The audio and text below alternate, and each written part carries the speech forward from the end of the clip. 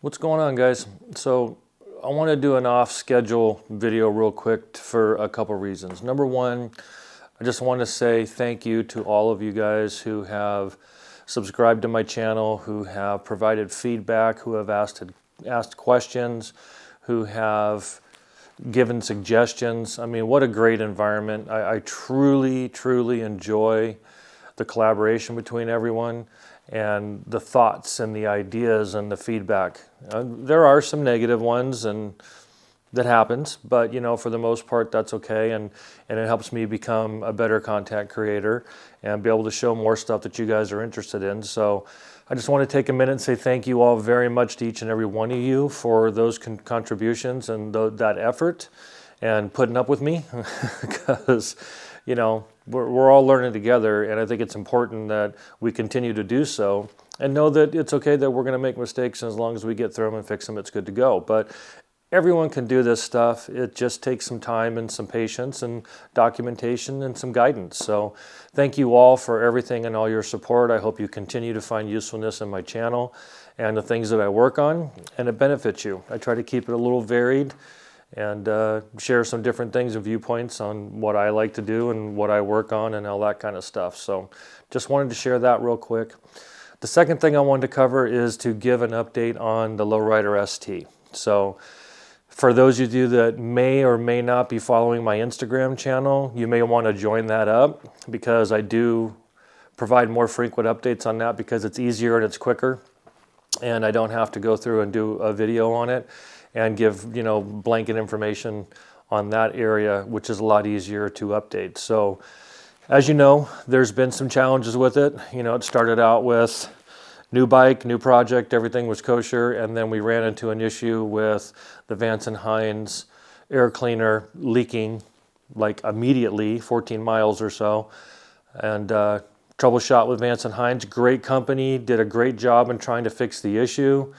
Sent a bunch of different parts out. We tried to switch it out, no avail. So I figured maybe it was just not going to work on that bike for that. So switched over to the S&S Air Stinger, another great product, another great company, wonderful to work with, fast shipping, all that good stuff. And really like the look of that teardrop effort on that part for the bike. And same thing happened, only this time when I stopped to get gas before I went to go on a hog ride. Not only did it leak a little bit when I was going back home because I didn't want to ride a long distance not knowing how bad this issue was, it soaked the whole entire side of my bike, pipes, me, everything else. So pretty big leak. Took the bike down to the dealership, took it down to service to have them take a look at it, utilized my cool Kendon trailer, and then they started looking into it. Initially, it was found that they said it was because I had a non-stock air cleaner on the bike, which I didn't agree with, but I understand their thoughts about it. So they requested that we return it back to stock, no problem. And they wanted me to ride 500 miles on the bike with stock to see what was going on. That's where I had a problem with it because I didn't think that I needed to ride that, especially since the leak started really becoming apparent when I went very short distances. Now, going back and looking at my different videos and knowing that when I pulled the stock scoop off the 117 of the lowrider, there was like an 1/8 to 1/4 inch of oil sitting in the bottom of that intake, held up by the design of the filter and the gasket. So I knew there was a bigger problem. Can't happen with 3 different air cleaners. So I had a meeting with the service manager, super, super nice guy, took time to listen to me, put up with all my documentation and photos and all that. And he agreed to say, okay, we'll put the stock air cleaner back on it. We'll ride it for, 15, 20 miles, see what happens, and then we'll go from there. Cool. That's all I could ask for. Take a concentrated look at it and see if we can try to figure out what or where the issue is, because something's not right. Next day, get a call back from them. They got on it right away, took it a ride for 20 miles or so, and says, yeah, there's a lot of oil coming out of it. So we're going to contact Harley and figure out what's going to go on. Long story short, they did a compression test on it, passed, did a bunch of other checks, and they figured that possibly it was an issue with the breather boxes up in the top of the cylinders. So they were going to do some PSI tests on those to see if they could see if it was sealing properly and then get back to me. A few days later, they called back and said, okay, now Harley is recommending that they pull the top end off and do additional inspection of the cylinder, the rings, things like that, just to see if they can find something. A couple days after that, they came back and said, okay, they're going to now, which is where we sit at now, they're going to hone out the cylinders, replace the rings, and see if that fixes the problem. So as it sits right now, they're waiting on parts. So once the parts come in and they're able to get that work done, I'm sure they'll call me pretty quickly and let me know what their findings are, and then we'll kind of see what the next steps are. Now, the interesting part I found was one of the folks that made some comments on my channel said that they had the same problem with a 2022 Lowrider ST. They started noticing the experience around 15 miles.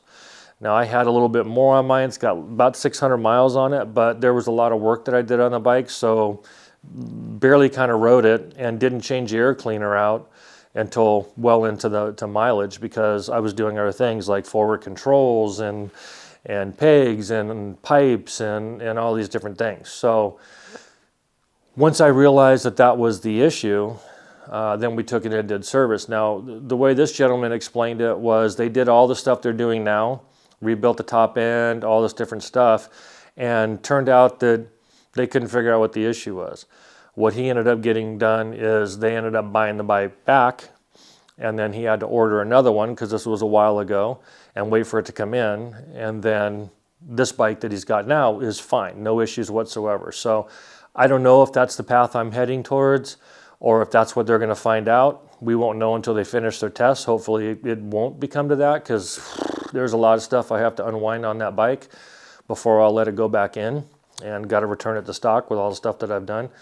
So we'll wait and see what happens. But I just wanted to give a more verbal update instead of just kind of post on the Instagram channel.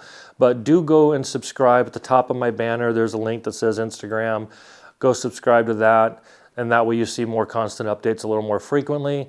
And then I'll do follow-up videos like this one as that comes along and more detail comes out. So that's about it. I just wanted to do a formal video with that and cover that information and give you guys that detail, because I haven't done one since I did the initial trip down to the service department, and just let you know what's going on. So very happy with the effort that Harley's doing.